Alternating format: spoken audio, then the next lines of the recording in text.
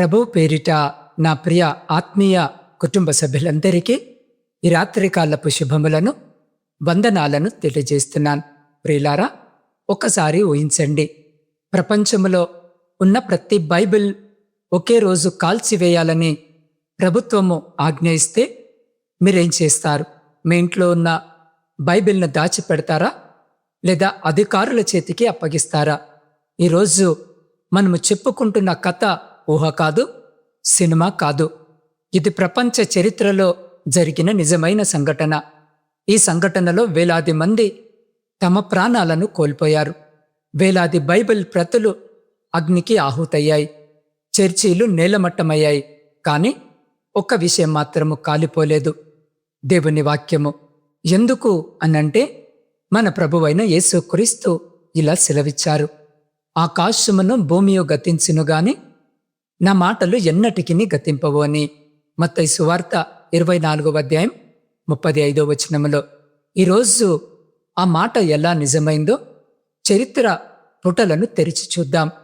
పరిశుద్ధుడైన పరలోకపు తండ్రి, ఈరోజు మా విశ్వాస పూర్వీకులు చెల్లించిన మూల్యాన్ని తెలుసుకునే అవకాశాన్ని మాకిచ్చినందుకు నీకు వందనాలు అయ్యా. వారు కాపాడిన నీ వాక్యాన్ని మేము ప్రేమించే హృదయాన్ని ప్రసాదించమని వేడుకుంటున్నాం. చరిత్రను తెలుసుకోవడం ద్వారా మా విశ్వాసము మరింత బలపడునట్లు సహాయము దయచేయమని మా ప్రభువును మీ ప్రియకుమారుడైన యేసుక్రీస్తు నామములో ప్రార్థించి అడిగి పొందుకొని ఉన్నాము పరమ తండ్రి, ఆమెన్. ప్రియ సహోదరి సహోదరులారా, క్రీస్తు శకము 1వ శతాబ్దము రోమా సామ్రాజ్యము ప్రపంచములో అత్యంత శక్తివంతమైన రాజ్యము. బ్రిటన్ నుండి ఈజిప్టు వరకు, స్పెయిన్ నుండి సిరియా వరకు లక్షలాది చదరపు కిలోమీటర్ల భూభాగము రోమా పాలనలో ఉంది. రోమా చక్రవర్తి మాటే చట్టము అతనికి ఎదురు చెప్పే ధైర్యము ఎవరికీ లేదు. అలాంటి సమయంలో ఒక చిన్న ఉద్యమము ప్రారంభమైంది. ఆ ఉద్యమము ఖడ్గముతో కాదు, సైన్యముతో కాదు, ఒక సిలువ వేయబడిన యూదుడి సందేశముతో ప్రారంభమైంది. ఆయనే యేసుక్రీస్తు. ఆయన శిష్యులు రోమా సామ్రాజ్యం అంతటా ఒకటే సువార్త ప్రకటించారు: యేసు ప్రభువే. అదే వార్త చరిత్రను మార్చింది. ఇక్కడ ఒక ఆసక్తికరమైన ప్రశ్న వస్తుంది. రోమా సామ్రాజ్యంలో అనేక మతాలున్నాయి. అయితే క్రైస్తవులను మాత్రమే ఎందుకు అంతగా హింసించారు అనంటే దానికి 3 ప్రధాన కారణాలున్నాయి. మొదటిది, రోమా చక్రవర్తిని దేవుడుగా ఆరాధించమని ప్రజలను బలవంతము చేసేవారు. కానీ క్రైస్తవులు ఇలా చెప్పారు: ప్రభు ఒక్కడే, ఆయనే యేసుక్రీస్తు. ఇది రోమా ప్రభుత్వానికి తిరుగుబాటుగా కనిపించింది. రెండవది, క్రైస్తవులు విగ్రహ ఆరాధనలో పాల్గొనలేదు. అందువల్ల వారిని దేశ ద్రోహులుగా ప్రచారము చేశారు. మూడవది, వారి సంఖ్య రోజు రోజుకు పెరుగుతుంది. అది అధికారులను భయపెట్టింది. ప్రియులారా, క్రీస్తు శకము 64వ సంవత్సరములో రోమా నగరములో ఒక భయంకరమైన అగ్ని ప్రమాదము జరిగింది. చరిత్రకారుడు టాసిటస్ రాసిన వివరాల ప్రకారము ఆ అగ్ని ప్రమాదానికి ప్రజలు చక్రవర్తి నీరోనే కారణమని అనుమానించడం ప్రారంభించారు. ఆ అనుమానాన్ని తప్పించుకోవడానికి నీరో ఒక కొత్త శత్రువును వెతికాడు. అతని దృష్టి క్రైస్తవులపై పడింది. వెంటనే ప్రకటన వెలువడింది: ఈ అగ్నికి కారణము క్రైస్తవులే అని. అది నిజము కాదు, కానీ హింసించడానికి అది సరిపోతుంది. వేలాది మంది అరెస్ట్ అయ్యారు. కొంతమందిని అడవి జంతువుల ముందు వదిలేశారు, కొంతమందిని సిలువ వేశారు.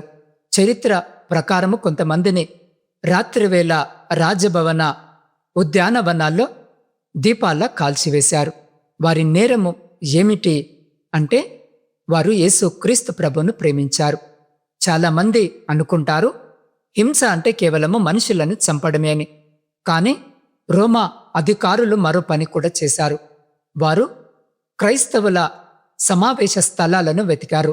అక్కడ ఉన్న పవిత్ర గ్రంథాలను స్వాధీనము చేసుకున్నారు. ఎందుకంటే వారికి ఒక విషయం అర్థమైంది: ఈ ఉద్యమము వెనుక ఉన్న అసలు శక్తి ఖడ్గము కాదు, దేవుని వాక్యము అని. అందుకే వారు మనుషులను మాత్రమే కాదు, గ్రంథాలను కూడా నాశనము చేయాలని నిర్ణయించారు. ఆ రోజుల్లో ప్రతి సంఘానికి కొన్ని గ్రంథపు చుట్టలు మాత్రమే ఉండేవి. ఒక సువార్త, కొన్ని లేఖలు, అవి అమూల్యమైన సంపద. సైనికులు వస్తున్నారని తెలిసినప్పుడు విశ్వాసులు వాటిని వెంటనే దాచేవారు. కొన్ని గృహాల్లో, కొన్ని ఎడారి ప్రాంతాల్లో, కొన్ని విశ్వసనీయ కుటుంబాల వద్ద ప్రాణాలను పణముగా పెట్టి కాపాడేవారు. ఎందుకంటే వారికి తెలుసు, ఈ గ్రంథాలు నశిస్తే భవిష్యత్తు తరాలకు దేవుని వాక్యము ఎలా చేరుతుంది. ప్రియులారా, చరిత్రలో ఇలాంటి అనేక సంఘటనలు నమోదు కాలేదు. కానీ ఆ కాలంలో వేలాది పేరులేని విశ్వాసులున్నారని మనకు తెలుసు. ఒక్కసారి ఊహించండి, ఒక చిన్న గ్రామము, రాత్రివేళ రోమా సైనికులు గ్రామంలో ప్రవేశిస్తున్నారు. ఒక క్రైస్తవ కుటుంబము తమ ఇంట్లో ఉన్న గ్రంథపు చుట్టలను వాటిని అప్పగిస్తే ప్రాణాలు దక్కవచ్చు, దాచితే మరణశిక్ష రావచ్చు. అయినా సరే వారు దేవుని వాక్యాన్ని కాపాడాలని ఎంచుకున్నారు. ఈరోజు మన చేతిలో ఉన్న బైబిల్ ఇలాంటి వేలాది తెలియని విశ్వాసుల ధైర్యానికి కూడా ఒక సాక్ష్యము. కానీ చరిత్ర ఇక్కడితో ఆగలేదు. కాలము గడిచే కొద్దీ క్రైస్తవ్యము మరింత విస్తరించింది. క్రీస్తు శకము 303వ సంవత్సరానికి వచ్చేసరికి రోమా సామ్రాజ్యాన్ని డయోక్లీషియన్ అనే మరో క్రూరమైన చక్రవర్తి పరిపాలిస్తున్నాడు. అతడు క్రైస్తవ్యాన్ని భూమి మీద లేకుండా చేయాలని ఒక భయంకరమైన నిశ్చయానికి వచ్చాడు. చరిత్రలోనే అత్యంత ఘోరమైన ఆజ్ఞను అతడు జారీ చేశాడు. రోమా సామ్రాజ్యంలో ఉన్న ప్రతి చర్చిని నేలమట్టము చేయాలి. ప్రతి పరిశుద్ధ గ్రంథాన్ని బహిరంగంగా అగ్నిలో కాల్చివేయాలి.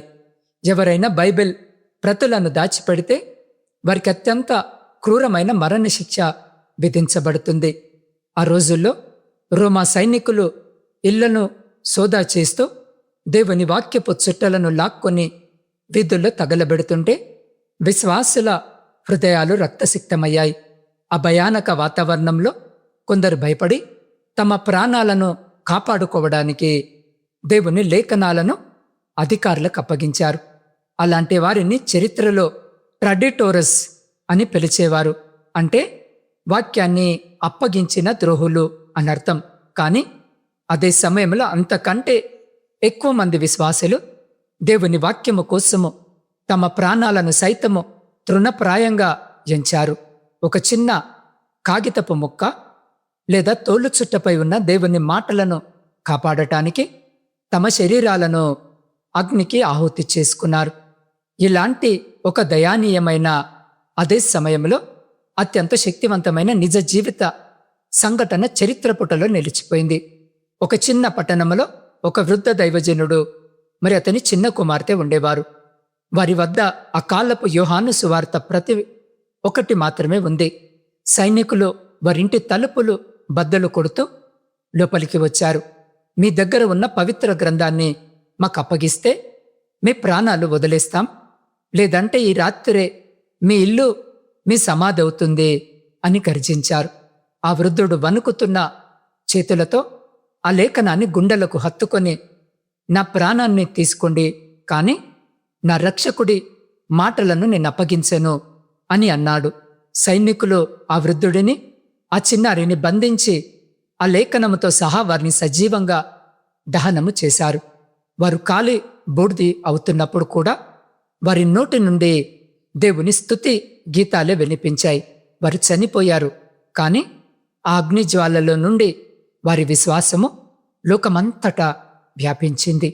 డయోక్లీషియన్ చక్రవర్తి ఏ బైబిల్నైతే పూర్తిగా నాశనము చేశానని అనుకున్నాడో, ఏ దేవుని వాక్యాన్నైతే భూమిపై లేకుండా చేయాలని ప్రగల్భాలు పలికాడో, అతడు చనిపోయిన కేవలము కొన్ని దశాబ్దాలకి ఒక అద్భుతము జరిగింది. రోమా సామ్రాజ్యము సింహాసనాన్ని అధిరోహించిన కాన్స్టంటిన్ చక్రవర్తి క్రైస్తవ మతాన్ని స్వీకరించాడు. అప్పుడు దేవుని హస్తము ఎలా పనిచేసిందంటే, ఏ రోమా సామ్రాజ్యమైతే బైబిల్ని కాల్చివేసిందో అదే రోమా సామ్రాజ్యము ఖజానా ఖర్చులతో చక్రవర్తి స్వయముగా 50 అత్యుత్తమ బైబిల్ ప్రతులను తయారు చేయించి అన్ని సంఘాలకు పంపిణీ చేయాల్సిందిగా ఆజ్ఞాపించాడు. మానవ శక్తులు దేవుని వాక్యాన్ని సమాధి చేయాలని చూస్తే దేవుడు ఆ సమాధి రాతిని బద్దలు కొట్టి తన వాక్యాన్ని సింహాసనముపై కూర్చోబెట్టాడు. ప్రియమైన సహోదరి, సహోదరుడా, ఈ చరిత్ర ద్వారా దేవుడి రాత్రి నీతో మాట్లాడుతున్న ఆత్మీయ సత్యమేమిటో తెలుసా? లోకములో ఏ శక్తి కూడా దేవుని సంకల్పాన్ని, ఆయన మాటను ఆపలేదు. ఈనాడు వాక్యము వినిచిన నీ జీవితంలో ఎలాంటి పరిస్థితులున్నాయి? చుట్టూ భయాందోళనలు, కుటుంబంలో సమస్యలు, ఆర్థిక ఇబ్బందులు నిన్ను చుట్టుముట్టాయా? నిరాశ అనే అగ్ని నిన్ను కాల్చేస్తుందా? ఒక్కటి గుర్తుంచుకో, రోమా చక్రవర్తుల అగ్ని జ్వాలలకి లొంగని దేవుని వాక్యము నీ జీవితంలో ఉన్న సమస్యలనే చీకట్లను పారద్రోలలేదా? నీవు ప్రార్థనలో కనిపెడుతూ సమాధానము రాక ఈ రాత్రి అలసిపోయావేమో. దేవుడు నిన్ను విస్మరించాడని భయపడుతున్నావేమో. కానీ నా ప్రియ సహోదరి, సహోదరుడా, ఆనాడు గుహల్లో, ఎడారుల్లో దాక్కొని ప్రార్థించిన విశ్వాసుల ప్రార్థనలను ఆలకించిన దేవుడు ఈరోజు ఈ వాక్యము వినుచున్న నీ మూల్గులను కూడా, నీ కన్నీళ్లను కూడా చూస్తున్నాడు. దేవుని వాగ్దానాలు ఎన్నటికీ అంతమైపోవు. మనుషులు నిన్ను విడిచిపెట్టిపోవచ్చు, పరిస్థితులన్నీ నీకు విరోధముగా మారవచ్చు. కానీ జాగ్రత్తగా విను నా ప్రియ సహోదరి, సహోదరుడా, ఆయన నీకిచ్చిన మాట ఎన్నటికీ ఎప్పుడు తప్పిపోదు.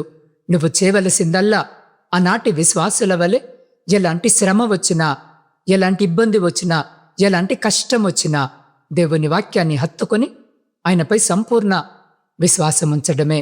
నా ప్రియ సహోదరి, సహోదరుడా, మీ కుటుంబంలో సమాధానం లేక గొడవలతో సతమతమవుతూ ఉంటే ఈ రాత్రి దేవుని వాక్యాన్ని మీ ఇంటి పునాదిగా మార్చుకోండి. వాక్యమున్న చోట సాతాను శక్తులు నిలవలేవు. ఈ సుదీర్ఘ చరిత్ర మనకు నేర్పే స్పష్టమైన నీతి ఒకటే: లోకము గతించిపోతుంది, లోకపు వైభవము అంతమైపోతుంది, కానీ దేవుని వాక్యము యుగ యుగములు నిలుస్తుంది. నువ్వు నమ్ముకున్న దేవుడు సామాన్యుడు కాదు, రాజుల రాజు, ప్రభువులకు ప్రభు. ఆయన నోటి నుండి వచ్చిన ప్రతి మాట నీ జీవితంలో నెరవేరి తీరుతుంది. కాబట్టి అధైర్యపడకు.